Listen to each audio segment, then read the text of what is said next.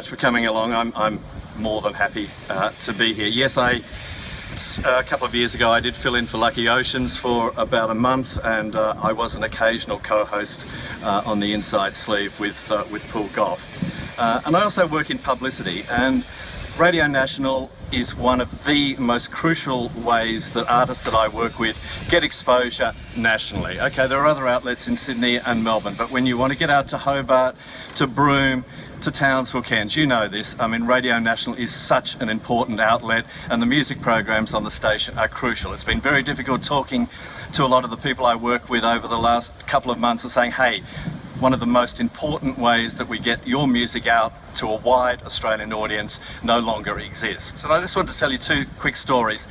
I'm good friends with an Americana country artist from Melbourne called Tracy McNeil.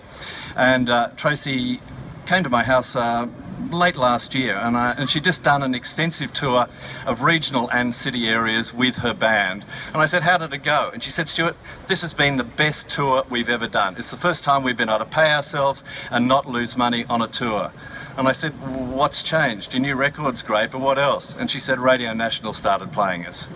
And she said that enabled us to go to areas that we'd never gone to before and get people would come and see our shows because they'd heard our music on Radio National. And then more recently, earlier this year, I went to see a fantastic artist from America called Wiseblood at Sydney Festival. And I was a big fan, and I bought a vinyl copy of her album, went down to the train station, and there was a guy sitting next to me waiting for a train. Believe it or not, he was older than me, or at least he looked older than me. It is possible. And he had a Wiseblood CD, and he was opening the cellophane on it and looking at it, and he was by himself, and we started up a conversation. I said, just out of interest, what are you doing at Wiseblood? You know, what brought you along tonight?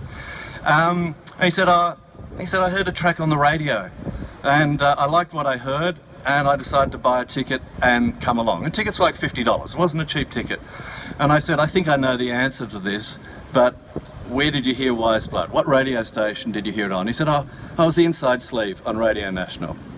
And they're just two little stories about why I'm so ferociously, like you all are, upset at what has happened with the ABC's decision to axe most music shows from Radio National. It is a major, major way that people gain exposure about very important Australian and overseas cultural and musical artists, and let's hope we can do something to change it. Thank you very much.